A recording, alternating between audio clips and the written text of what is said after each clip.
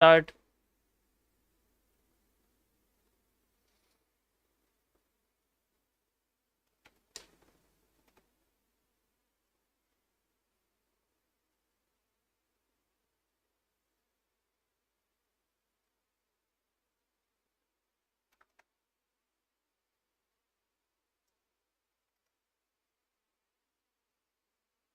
Let me see what is happening.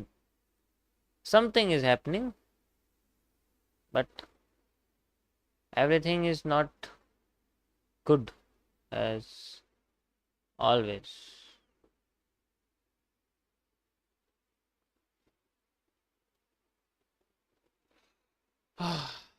Okay guys, start करते हैं।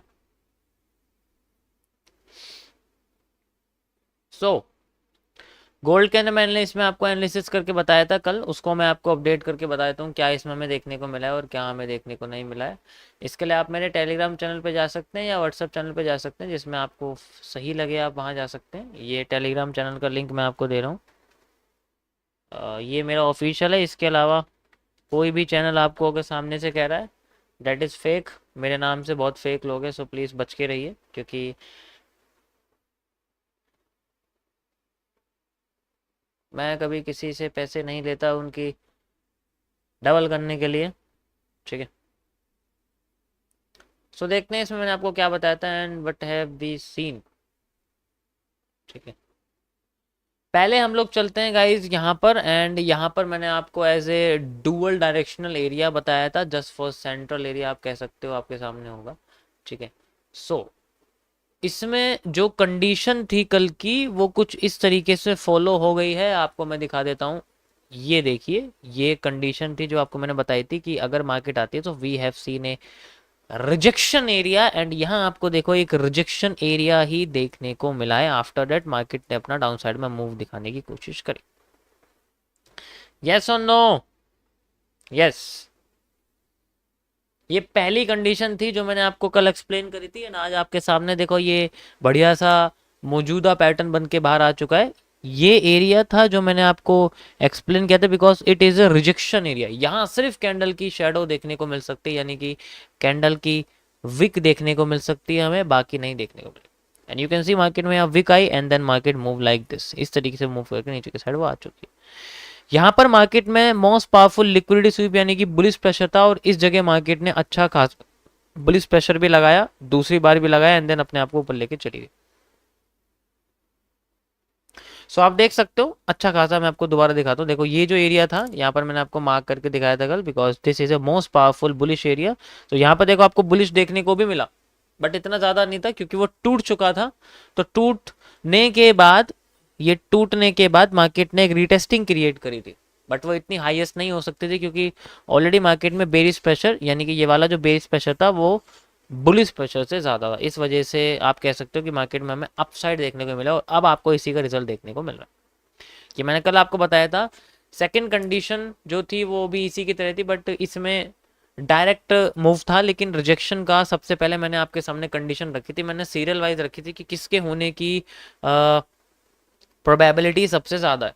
ठीक है, उसके बाद आपके सामने आता है ओवरऑल मूव, एंड जो ओवरऑल मूव है उसके बारे में हम लोग बात करेंगे। That is the overall move is this. ये आप देख सकते हैं, ये आपके सामने एक ओवरऑल मूव मैंने क्रिएट करके बताया था, बट ये एक 1 डे के टाइम फ्रेम पर है। मैं आपको दिखा देता हूँ 1 डे का टाइम फ्रेम। ये तो अब तो हमें डेली अपडेट करना पड़ेगा, डेली नहीं मतलब एक एक कैंडल बनेंगे ना डेली में। तो अभी तो फिलहाल के लिए आप देख सकते हो नीचे आना शुरू कर ही रही है। ऑलरेडी आप देख सकते हो यहाँ से मार्केट ने अपना एक चेंज ऑफ करेक्टर कर दिया है माइनर वाला, तो इसमें अच्छा खासा यहाँ आप देख सकते हो मार्केट मूवमेंट हमें करके दिखा रही है। अच्छा खासा चेंज ऑफ करेक्टर हमें यहाँ देखने को मिल रहा है फिलहाल के लिए। देखो ये 1 डे का टाइम फ्रेम है तो छोटा मोटा नहीं है फिलहाल के लिए। ओके गाइस, सो अब फिलहाल के लिए हमारे पास जो पहली कंडीशन थी, जिसके मतलब 1 डे के टाइम फ्रेम पर जो पहली कंडीशन थी उसको मैंने थर्ड कंडीशन आपको बताया था सीरियल वाइज में। 1 डे के टाइम फ्रेम पर ये पहली कंडीशन थी, इस मीन्स कि इसके होने की प्रोबेबिलिटी ज्यादा है। उसके बाद मैंने आपको सेकंड कंडीशन देखी, अगर मार्केट अपना करेक्टर यानी कि जो एम है इसको, इसकी नाक जो क्रॉस नहीं करेगी, तो उसके अलावा हमें क्या देखने को मिल सकता है, ये देखने को मिल सकता है। ये वाला मैंने आपको दिखाया, ये तब है जब मार्केट अपना कैरेक्टर चेंज ना करे, यानी कि रिजेक्शन वगैरह करे, तब ये चीज लागू होगी। वरना ये चीज़ लागू नहीं। इसलिए मैंने इसको आपको सेकंड कंडीशन यानी कि ओवरऑल कंडीशन फोर्थ में आपको मैंने लगा के दिखाया।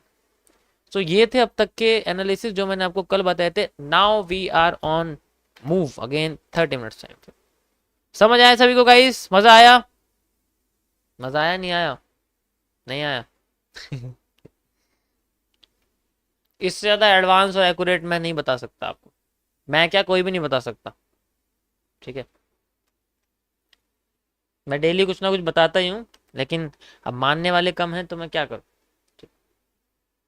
चीज़ें सही हो जाती हैं, आपको भी प्रैक्टिस करनी पड़ेगी धीरे धीरे करके, आपकी भी एक्यूरेसी इंक्रीज हो जाएगी। ठीक है, बट ऑब्जर्वेशन आपको करना पड़ेगा। देखो मेरी मेरी पोजीशन और मेरे स्ट्रक्चर लॉग कॉपी करते हैं, उससे आपको कोई ध्यान मत देना, क्योंकि वो उस तरीके से आपको एक्सप्लेन नहीं कर पाएंगे जिस तरीके से मैं आपको एक्सप्लेन करूंगा। डायरेक्शन तो पता लगी जाएगी, डायरेक्शन तो कोई भी बता देगा। मैं तो यहाँ एक 200 ये में लगा दूं, मुझे भी डायरेक्शन पता लग जाएगी, लेकिन कहाँ से वो मूव करके जैसे जाती है, वो जो एरिया है वो बहुत इंपॉर्टेंट है, तो उसको समझना बड़ा ही चैलेंजिंग टास्क होता है, but everything can be understand easily, हम उसको समझ सकते हैं। बस ये है कि हमें अंदरूनी शक्ति को कम कम नहीं समझना चाहिए। ठीक है, ओके गाइस, मजा आया सभी को? यो,